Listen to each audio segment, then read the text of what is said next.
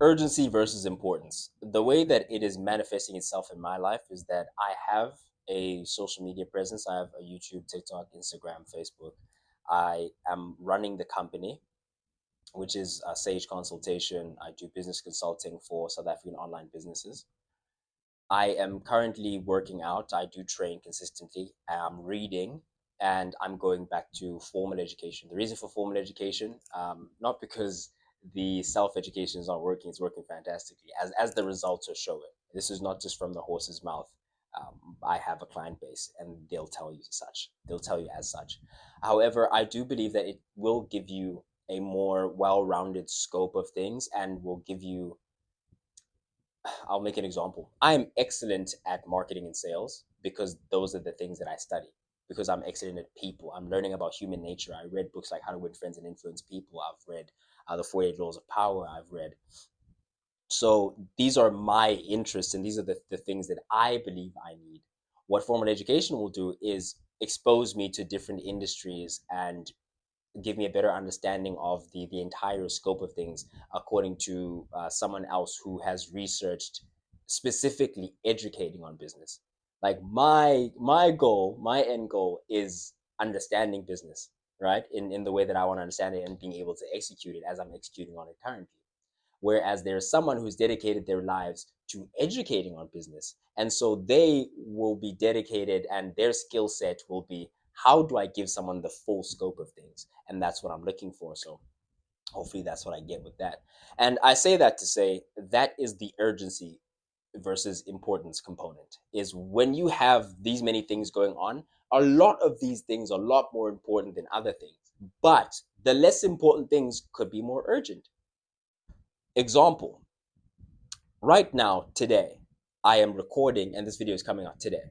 I will typically not do that if I can pre-record so that I can guarantee that the video will be out despite any interruptions, anything. If I can make sure that the video is ready to go, then I will. And that's what I do 99.9% of the time. However, the business has become a lot more urgent in terms of its growth, in terms of customer acquisition, in terms of actually putting into practice what I preach for the sake of demonstration, more than anything else, for the sake of demonstration, because it is important that people know or can verify that I know what I'm talking about without having to uh, go through me. You know, the game, the industry needs to be able to verify me before I even say a word. And so that's what we're building. That's what we have built. We do have a catalog of clients, and we do know what we're saying. We have grown their businesses, etc. But it would serve me to practice a little bit of what I preach so that I can in real time show my own clients that this, okay, this is how it works. This is me doing it. This is the demonstration. Boom, boom, boom. Okay, and then you do this and then you do that. And it's important for me to gain the practical experience as well by actually by not just actually doing it, but by advancing to the next level so that I can address people at a higher level because I've been there and by getting there. Because that's the idea, right? Is to grow South African businesses. And I can't be here to grow South African businesses if I don't grow my business as well. And at the same time, I am wanting to stay healthy, fit, and that is important to me. I am wanting to continuously self-educate. Even though I am going into formal education, I'm consistently going to be investing in the SME 500. I'm consistently, without fail, before I buy a new shoe, before I buy a new shirt, a new what, I am going to buy my next book. I'm going to buy earplugs and a sleeping mask because I heard it increases your REM sleep, it increases your rest. And I'm going to need a lot of rest because I'm going to be working extremely hard this year. Because there's a result that we're trying to get to, and there's something we're trying to demonstrate that we understand. And so, again, we go back to this topic of urgency versus importance. To me, working out becomes urgent because it is very important, yes, but it's also important that I knock it out as best I can. So when it's time to work out, shut the world off, we get to it. We smash it out, we move it aside, right? So when it's workout time, then working out is urgent. The rest of the time, I don't even think about it. Okay, that's one thing. Reading, becomes very urgent. When it's reading time, it's something that is a part of my daily habit, is what I'm trying to say. And so when it's time to do it, it's time to do it. There are no ifs, ands, and buts. Even though the social media, like I said, is more important, the working out becomes urgent when it's time to work out. The reading becomes urgent when it's time to read. And with the social media, I can work ahead of time. I can put out things at different times to come out at different times. I can work ahead. I can do this. I can do that. Whereas I don't have that same privilege when it comes to my physical body and when it comes to self educating. That's something that I have to zip into every day. That's urgency versus importance again, right? This theme. And then we go into the business side of things. When it comes to the business, there are some very interesting checks and balances that you have to be aware of, which is there are things within your own business that are important and there are things that are urgent. And so for me, getting to my clients as soon as possible, or getting to my clients on the agreed upon time, if we set a time, I'm getting to you at that time, that becomes very urgent. But overall, it's more important that I serve these people than it is that I grow at this moment, because of an order of magnitude, due to sequencing, right? Once I get to a certain place and a certain point where I'm at the price point that I'm comfortable with, and I'm working with a certain set amount of people, that is the point at which you cut off the growth and you work on this thing. Same thing I did when I was earning no money doing this, right? Which is I had a certain amount that I was looking at and that I said, okay, I think I can manage this. Was able to manage it, worked with these people, saw good results. Awesome. Next job. Next job is now we're getting monetized, and it becomes urgent now because I need to be able to get to this number that I've set out as soon as possible so that we can run the experiments, and so that we can test the business. We can pump as much as we can into our machine that we believe we've built until something breaks. And at the point where something breaks, then we pump the brakes on growth and we fix that. And we're trying to make something so excellent that no one would want to leave it. That's the point of creating your business. And that's why it's more important to make that extremely good product, make that extremely good service as best you can, so that no one leaves, because then you can take advantage of compounding. Because think about my situation, which is the clients that I got from last year are still there. And every client I get is an additional client on top of what I already have. Versus if I got those clients and then I lost them because I was not good at what I'm doing, and then I have to get another base of clients, and then I lose those, and then I get another base of clients. You're basically living to sell each month. You're only going to make money if you're able to make sales. Of which, when you have a recurring revenue business, and you can get those people to consistently be in the business, and you can stack on top of the people that you already have, then you can get to a position where you're compounding positively and your business is consistently growing organically, rather than you artificially going out and making outreaches and making posts and doing this and doing that and pumping people into this machine just for the machine to spit them back out. You want the machine to be keeping them and working with them, getting them positive results, so that when you stack even more, you start increasing the price point, you do this, you do that, and you actually start growing not just your business but their businesses along with yours, or start serving your customers and getting, if you're a gym, you're getting your customers fitter, and you're getting your the using the gym analogy, you're building workouts that people actually want to do and they actually consistently want to come back to. That's the point, is you build those workouts so that when you add customers, they'll also want to come in and work out with the people that are already working out, and they'll encourage each other and this, that, and the third. And so, speaking of urgency versus importance, it is important to understand, and it is very urgent, that you understand there are things within your business even that are very important but are not that urgent. I'll give you an example. I don't have a logo. Till this day, I don't have a logo. And I may go this entire year and the next without a logo. The only point at which I'm going to get a logo is when it becomes urgent that I have one. Is it important that I have a logo? Yes, it is in the long run quite important. Is it important that I have a website? Very important. Is it important that I have this, and this, and this, and this, and this? 100,000% it is important for my business when it is a bigger business to have some of these things. Is it urgent? Not at all. Do I need those things right now? No.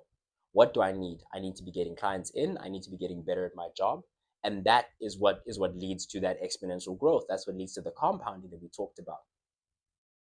And so the key with understanding the urgency versus the importance is asking yourself, how will this change in behavior affect what happens long term? Meaning, if I want to get new clients, if I'm a new business, my number one thing should be, okay, let's get people in the door so that we can see if we know what we're doing or not. When that happens, then we can start iterating from there, and then we start doing more, better, new. And it switches between more and better, meaning you're gonna find a thing that works, you do more of it. Again, think back to what I did with the business. Find something that works, you do more.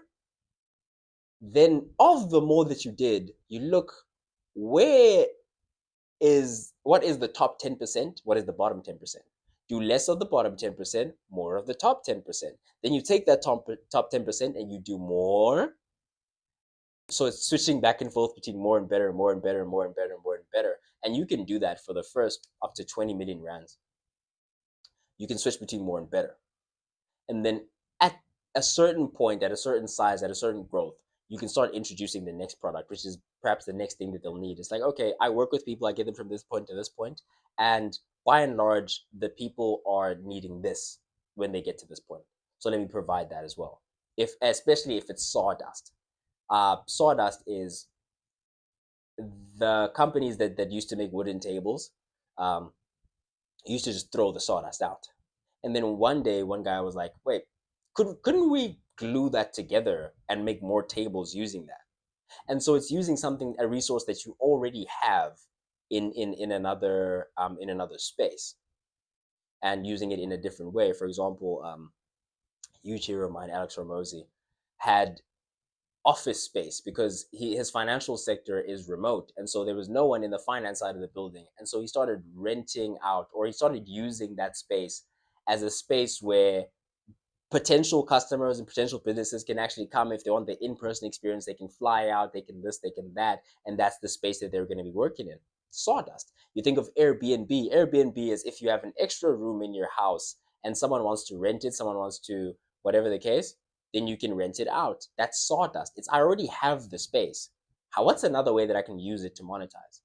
And so that's the direction we're heading in. Is it important that we do things like that? Yes. Is it urgent? No. Don't even have to think about it right now. Right now, all I have to focus on is getting this thing to be the best thing that it could possibly be, and getting more people into it so that I can be working with different variations of the same space. And so I can interact with all these different things and know that I can solve all these different problems. And once I can solve all these different problems, then we can see what we are doing best. When we see what we're doing best, or let's say of our clients, there are these clients that are outperforming the others by a country mile. We look at what they're doing, we look at what we're doing with them, and why are they different? Is it them? If it's them, then we get more of them. That's the more. That becomes the more. Or in terms of, or it becomes the better, and we're gonna do more of that. Like if they're doing better, then we're gonna do more of that better. If they're the top 10%, okay, how can we do more of this better? Is it them? Then let's get more people like them. Is it the way we introduce them into the business, the questions we ask them? Oh, let's ask those questions like that. Did they get their first client within the first week?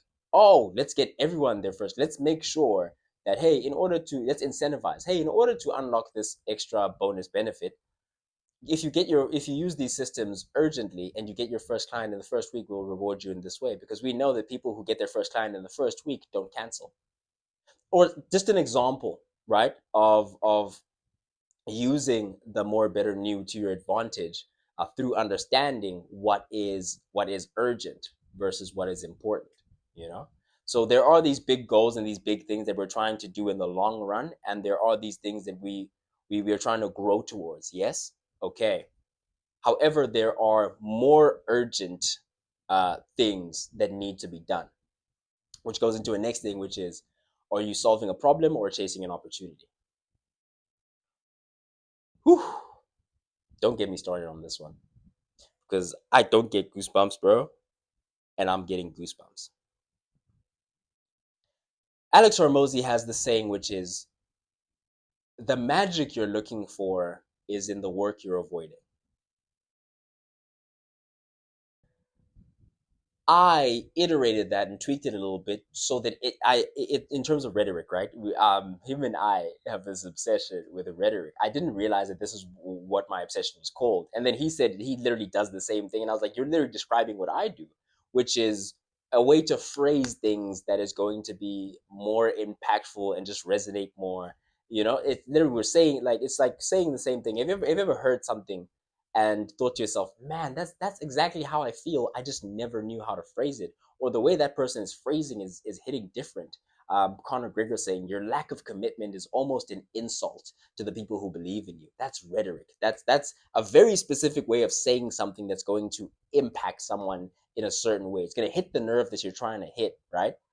Which is, hey, listen, if you don't do what you said you're going to do when you said you're going to do it and you're going to apply yourself, then you're letting a lot of people down. You hear that? That's not very good rhetoric. That doesn't sound very. It's not catchphrasy. It's not a point where you get to understand the belief. It's a short sentence. You can remember it. It hits hard. Versus, so it's you not doing the things you said you're going to do is affecting the people in your life in a very negative way. Your lack of commitment is almost an insult to the people who believe in you. Boom. Do you see the difference in that?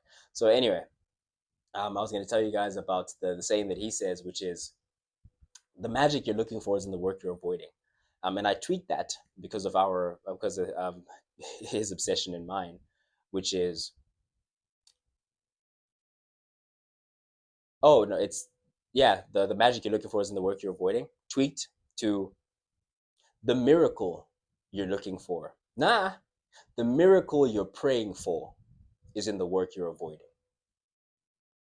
I think that hits a bit harder to my people because I know my people are typically like a religious people, and they're not, they don't resonate that much with magic, but they will resonate with miracles, and they don't look for miracles, they pray for them.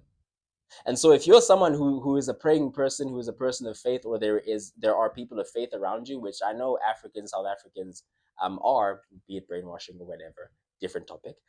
I know they are. And so when I talk about prayer and miracle, that gets their ears to sit up and be like, what did you say? I said the miracle you are praying for is in the work you're avoiding. And so we talk about problems versus opportunities. Those are the problems you need to solve. There are these things that you're avoiding doing. For example, myself with actually reaching out to the people, getting that volume in there. I promise you, the first day I did it was yesterday. And by today, I have six new people. Never mind the people who were already in the company that I was working with. I have six new clients yesterday. Do you remember when I reached out to people initially? And the reason why is because I knew exactly who I was going for. I knew exactly what I was doing, but I didn't know the next level. For me, it's cold outreach, right? I didn't know what to do in terms of cold outreach. Who do I talk to? How do I get to that? Now I've unlocked that for myself, and I can unlock that for my clients. And so it is very important that we get to those things that we are avoiding, because again, the miracle that we're looking for, the miracle that we're praying for, is in that work that we're avoiding. Like I would literally spend time just sitting there being like, oh God, send me a miracle. You know what I'm saying? That's why I changed it to that, because it resonated with me specifically. Because I just sit there sometimes and then I'm like, yo, if God just blessed me with like, bro, just boom, with an opportunity, yo, the way I would grab it. It's like, bro, the opportunity you're looking for is in that work that you know you're supposed to be doing, which is for me was, yo, DM 100 people. It took me back to those days of, bro, when you used to chase girls, you used to DM every chance you got, every time you were chilling doing nothing, bro. You would take your phone out and you DM Hans, and that's why you got bare Hans because it's just mathematical. It's mathematically impossible. Yeah, here was my thinking. It's mathematically impossible that they're all not going to like me. And so it's also mathematically impossible that I'm not the type of guy that they would, like if she doesn't do it for you, it's because she's not into you. There's someone that she'd do it for. And it's mathematically impossible that all these hands are not going to like me. It's also mathematically impossible that I'm not the guy that they would do it for if I reach out to enough people, mathematically speaking. And so apply that to business. It's mathematically impossible that everyone would say no to my offer. It's also mathematically impossible that my offer wouldn't work for them in terms of what I do would not be effective in their business. It's mathematically impossible that if I reach out to enough people, these two things are not going to be true, especially at the level we're at now where I haven't missed. Same thing that happened last time when I was able to warm reach out and I knew who I was looking for. I didn't miss. Everyone I DM'd took my call and boom. So it's funny because it goes back to something that Alex Ramosi gets into and then he loves to talk about, which is once you unlock, like the way business actually looks, it looks like this. It looks like this. Then you unlock, boom, and then back, boom, and then you're there, and then boom. So it's I'm gonna flatline, bro. You're literally gonna die. Your business is gonna die at points, and then it's gonna just grow exponentially. Like it's not gonna decline unless your product is shit, which mm, fix your product, bro. Fix your product. And I'm just saying that to myself as well. Like if people are like canceling left, right, and center, and this, that, and the third, then I look back at myself. Now, number one, did they cancel because but in my business, because I'm making people money, I don't have to worry too much about structural churn, but it is something that exists, right? So what I mean by that is I don't have to worry about people canceling because they're running out of money, because my job is to make the money. So if I get them in and I'm making them the money, then they're going to be paying me. So anyway, I know I'm a genius. Great industry to get into. It's a growing industry, easy to target. I know. I practice what I preach and it works. I know. But yeah, ultimately what I wanted to touch on with you guys today. I know there's probably something that I was gonna get to that I've cut off. You will forgive me. My mind works like this. So it's the reason for the brilliance, but it's also the reason for sentences left unfinished and phrases forgotten. I'm sorry. I apologize. Oh, no, wrong. Anyway, last two things I wanted to touch on because I didn't want to make today's video too long. There's again shorts to get to, and then there are client calls to get to. So expect to see me less frequently, but whenever you do see me, know that it will be something that's coming from here. It's coming from the heart. Like this is top of mind because it's really real. So I was talking about the way you boom. It's you're gonna flatline until you unlock something else, and then boom. And so I'm at a point where I keep running into those unlocks, and it's become really true, and it's manifested in itself in my life that I do flatline, where there is there's a certain stagnation. And that may be because at the time is it important that I grow my business? Yes. Is it urgent? Maybe at the time it's not. And so if it's not at the time and I need to be working with the clients that I have and getting them to be successful, 100,000%, that's what I'm going to do. And then I get to the next thing and it's a problem, and I usually will procrastinate on that problem or I will avoid that problem, right? And the magic I'm looking for, the miracle that I'm praying for, is in that work, is in figuring out how. Okay, so it's I'm not scared to DM people because I've done it before and I've been rejected multiple times, ignored, whatever. Like, right, that literally does it has a zero effect. In fact, it has a positive effect because you learn what not to do or what not to say. Or sometimes you're doing the right thing, you just haven't been doing it long enough in order for it to convert. Anyway, my my point that I'm trying to get to is I had to learn how to identify my avatar. and so I can transfer that skill. I had identified an avatar and I'd worked with such people. However, there is that top 10%, and we had to trim. I'm not saying I got rid of you, I didn't do that yet. But there was a certain, like certain outliers, certain people that are outperforming others or that are more interactive than others. Meaning, if you are going back and forth with me, the more I can actually provide value to you. So even if that's the only thing that changed in terms of criteria, I'm looking for people who are going to be open to the interaction a lot more, because that's who I can make the most money, you know. And so I looked for that, and when I found that person, I found out where they were, and I was able to get to them. And now I'm getting to the money because I followed the numbers. I followed who I'm able to serve best, because that's the biggest thing. It's not what can you do for me, it's what can I do for you, and that's the big thing about niching down is the more specific you are, the more specifically you can serve the person, the more value you can provide to a very particular type of person. That's why I am a very big advocate of whatever you choose to do just that. Between zero and the first 20 million is you do just that. And when that is done, you will become excellent at doing it. And so the results will speak for themselves. The numbers will speak for themselves in terms of getting the next clients and getting more high level clients. And so that's the biggest thing that I want us to take home today is there are those very important things that we do have to get to. But make sure that your sequencing is correct. Make sure that you're doing things in the right sequence. Um, Otherwise, if you skip to the last step before the first step, you will find that you will very often get stuck.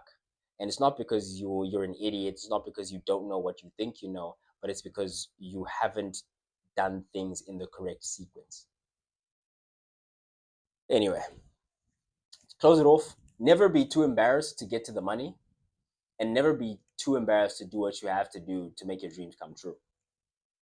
And so this is something that I real life tweeted while I was in a Batman suit earlier today, um, because I am thinking to myself, and I was having this conversation with the guy that I was working with. I've worked with him before, and it's something to do with sporting, something to do with sports. We were working with kids, that type of stuff. Hence the Batman suit. And there's a lot of good money in the industry. I mean, yeah, let's talk numbers. I make about like a hundred bucks an hour is too much. $100 every third, like not every 30 minutes. Yeah, every 30 minutes that I work, but it's not like an 8 hour job. So yeah, you just come in, make a couple $100. If you have, for example, say 30 sessions within the week, that's 3K within the week. But for me, it's not very consistent because again, that's not my main thing, and I keep the main thing the main thing. One thing about me, but not afraid and not too embarrassed to get to that money. Not afraid and too embarrassed to be seen in a Batman suit, maybe by my peers, my friends, are like, bro, why are you in a Batman suit? And I'm like, okay, and you're in what? You're in Gucci, you're in Nike, and you are wearing your liabilities. You're wearing the things that are costing you money. I'm wearing my assets. I'm wearing the things that I'm required to wear in order to do the the service, to provide the value that is going to earn me money and allow me to grow my assets, allow me to buy more equipment and make my content look a lot better, allow me to buy better audio equipment, better lighting equipment, maybe blinding for whatever the case is, right? Allow me to buy more books. That's the number one thing that I'm looking to invest into, right? Just invest it back into me. The money that I'm going to be investing into here is more so money that comes from here. That's the one thing that I kind of promised myself, or I dedicated myself to. But I will upgrade here and there from other things. And again, it's not. Don't be afraid, bro. Yo, me. Here's the thing, guys. I've worked minimum wage, dog. You get what I'm trying to say? I've worked like 10-hour shifts for $28 an hour. 20, 25, 28 is a lot. 28, you I'd be rich. But I have worked for 28 as well. That's when I was working at the gym. And that guy was like super stingy, didn't want to pay. That's why he constantly had employee churn. So, and that's again, you have to look back at the things and say, okay, why are people constantly leaving my company? Is it because, do you get what I'm trying to say? Yeah. Anyway, completely different topic. So I've worked for 28 bucks now. I've worked for 25, 24 ish. You get what I'm trying to say? Working at ShopRite, and that's where a lot of people are that are going to be seeing you there. There's this, that, and the third. And I've never been, thank you God, I've never been afraid to get to the money, by any means necessary. Because for me, that was fueling the dream. Yes, did I end up changing that dream? On the way to that dream, I ran into a bigger one, which is what I'm doing now. But if I never chase that dream, I never run into this bigger dream. I need you to understand that because I wasn't embarrassed to do what I had to do to make my dreams come true, I was able to find opportunity, or rather, opportunity found me prepared. I got lucky. So that's big number one. Never be too embarrassed to get to the money, and never be too embarrassed to do what you have to do to make your dreams come true. Very, very big, bro. I will scrub toilets. I will eat glass. I will whatever it takes, because I will never quit. I will never ever give up, and I will never ever stop learning. And if you keep learning and never give up, you don't have to commit yourself to winning. You just have to commit yourself to never stopping and to continuously be learning. And eventually, winning will happen. Last point is, if you no, these are all very great points, and you guys will see those things in the shorts. For the people who do watch the shorts, be prepared to see that. Great content coming soon. Most people would rather look rich than be rich. Never be too proud to live below your means, and allocate resources to building your future. Invest in yourself first and foremost. And so, listen, I'm not a wealthy man, yet. And the reason why that yet comes in is because I would rather look raggedy and have good equipment. I would rather not have my hair cut and be working on myself in the gym and be reading constantly.